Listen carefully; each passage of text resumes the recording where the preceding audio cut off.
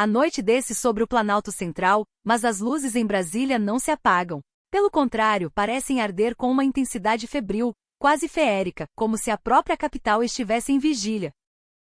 Daqui do nosso estúdio, a quilômetros de distância, sentimos a onda de choque que emanou do coração do poder. Uma onda que ameaça redesenhar o mapa geopolítico do nosso continente e talvez do mundo. A notícia é uma bomba, um trovão em céu azul. O Brasil ameaça dar um adeus histórico à sua aliança militar e estratégica com Washington. O impensável está sobre a mesa. Uma das vozes mais influentes da Câmara dos Deputados acaba de formalizar a proposta que pode significar o fim do status do Brasil como aliado preferencial extra-OTAN, um pilar da política externa das últimas décadas. Uma proposta que, em essência, diz em alto e bom som, acabou a subserviência. O gigante sul-americano, por tanto tempo adormecido, parece finalmente se espreguiçar, e o mundo prende a respiração. Enquanto a América do Sul ferve com este debate sem precedentes, uma voz igualmente bombástica surge do norte. Um antigo general, um dos arquitetos da doutrina de segurança dos Estados Unidos para o hemisfério, um homem que personificou o poderio de Washington, agora pede, de forma surpreendente, que se sentem à mesa para dialogar com as potências do BRICS. Para construir uma nova arquitetura de segurança global. Quando até as vozes mais duras do sistema começam a hesitar, a pergunta se torna inevitável e urgente. A aliança que por décadas manteve a América Latina sob a órbita de Washington está começando a ruir. Os detalhes desta história, que está se desenrolando agora, em tempo real, a seguir. Esta é a voz da pátria grande. Uma das peças centrais do tabuleiro ameaça se mover. O alinhamento automático pode estar com os dias contados. É este o cenário que começa a se desenhar a partir de Brasília, onde uma voz com cargo, peso político e uma coragem inabalável, a da deputada federal Sofia Monteiro, colocou em preto no branco algo que há poucos anos seria considerado uma heresia política. Retirar o Brasil da esfera de influência militar direta dos Estados Unidos não é mais um devaneio de grupos minoritários, mas um projeto que começa a ganhar contornos institucionais, a ser debatido nos corredores acarpetados do poder. Sofia Monteiro, uma figura central da nova esquerda soberanista, não falou em um palanque improvisado ou em uma reunião de partido. A sua declaração medida e cortante foi feita no coração da democracia brasileira, o plenário da Câmara dos Deputados. O ar no local, já pesado pela umidade característica de Brasília, tornou-se elétrico. Ali, entre os murmúrios de espanto e os aplausos contidos de seus apoiadores, ela questionou a própria essência da parceria estratégica com a superpotência do Norte. Manter o status de aliado preferencial extra-OTAN, segundo as suas palavras, tornou-se indesejável, inaceitável e uma afronta à soberania nacional. A deputada não chegou a essa conclusão por um capricho ideológico. A sua argumentação foi cirúrgica, um diagnóstico preciso das assimetrias que marcam a relação. Explicou que o nó górdio do problema é a dependência crônica de Brasília em relação a Washington. Os Estados Unidos, apontou ela com a voz firme, seguem uma política imperialista descarada, uma reedição da doutrina Monroe. Para o século XXI, uma linha de atuação que coloca em xeque a sensatez de manter o Brasil atado a uma estrutura de segurança que, na prática, dança conforme a música tocada na Casa Branca. Para provar seu ponto, Monteiro não se perdeu em abstrações. Ela apontou para o mapa da nossa região, o mapa marcado por cicatrizes recentes. Mencionou o apoio tácito de Washington a tentativas de desestabilização de governos democraticamente eleitos na América Latina, a reativação da 4ª Frota Naval patrulhando as águas do Atlântico Sul como se fossem um lago particular. E as ameaças veladas de sanções econômicas sempre que a política ambiental brasileira para a Amazônia não se alinha perfeitamente com interesses estrangeiros. Cada exemplo era um golpe na narrativa de uma parceria entre iguais. Cada caso revelava, aos olhos da deputada e de muitos que a ouviam, uma máquina de poder que opera acima do direito internacional, tratando a soberania dos países do Sul como um conceito flexível. A parlamentar recordou também como os acordos comerciais, muitas vezes desvantajosos para o Mercosul, são costurados sob intensa pressão diplomática e econômica de Washington. Não são meras folhas de papel, trovejou ela da tribuna, são instrumentos que reorganizam setores inteiros da nossa economia, que nos forçam a adaptar nossas normas, nossos subsídios e nossos mercados aos interesses de corporações norte-americanas. E não aos interesses do povo brasileiro e de nossos irmãos sul-americanos. Ela falou da indústria farmacêutica, da tecnologia, da agricultura, pintando um quadro de uma soberania econômica constantemente erodida. Mas o golpe mais direto, aquele que ressoa mais fundo em um país com tantas carências, foi o financeiro. Monteiro expressou sua mais veemente repulsa às exigências informais, mas persistentes, de Washington, que pressionam o Brasil a destinar uma fatia cada vez maior do seu PIB para a defesa, preferencialmente para a compra de equipamentos militares americanos. Ela remarcou que esse descomunal esforço orçamentário, que tira recursos preciosos do SUS, da educação e da infraestrutura, acaba, no fim das contas, engordando os lucros do complexo industrial militar de Washington. A imagem era poderosa, enquanto o cidadão brasileiro conta cada centavo para sobreviver, bilhões são canalizados para uma máquina de guerra que não serve aos interesses da nossa paz. Na sua visão, os Estados Unidos se sentem cada vez mais à vontade para se libertar das amarras do direito internacional e dos mecanismos de segurança coletiva, como a ONU. Essa frase não foi apenas retórica. Ela resume a sensação crescente em Brasília e em outras capitais do sul global de que Washington age sem freios nem contrapesos, arrastando seus aliados para uma posição de sócios dependentes obrigados a aplaudir decisões que não tomaram e que muitas vezes os prejudicam diretamente. Monteiro foi ainda mais longe, e a acusação que se seguiu fez um silêncio pesado pairar sobre o plenário. Ela acusou diretamente agências de inteligência e grupos de interesse norte-americanos de interferirem em processos eleitorais na América Latina, utilizando lawfare e campanhas massivas de desinformação nas redes sociais para favorecer candidatos mais alinhados aos seus interesses. A guerra, disse ela, não é feita apenas com tanques e mísseis. É uma guerra cultural, travada com algoritmos, fake news e a promoção do medo, que visa reconfigurar o mapa político do continente para torná-lo mais dócil, mais fragmentado e mais submisso aos desígnios do império.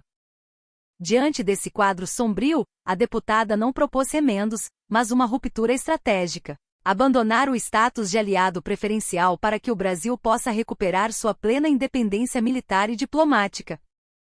Para que possa voltar a ser um Estado não alinhado, um protagonista de seu próprio destino. Não como um salto no vazio, explicou, mas como a recuperação de uma tradição histórica de autonomia, a mesma que marcou os momentos mais altivos da política externa brasileira, a tradição de um país que se via como líder natural de seu entorno, e não como um seguidor de ordens.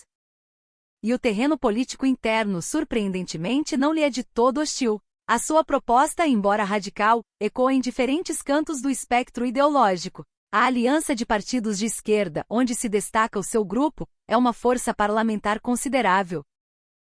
Isso significa que a ideia de revisar profundamente a relação com Washington já não vem das margens, mas de uma força política que tem o poder de pautar a agenda na Câmara dos Deputados.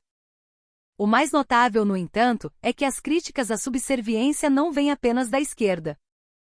Representantes da direita nacionalista, figuras que controlam uma bancada expressiva e que frequentemente discursam sobre soberania e patriotismo, também já dispararam contra o que veem como uma tutela excessiva de Washington.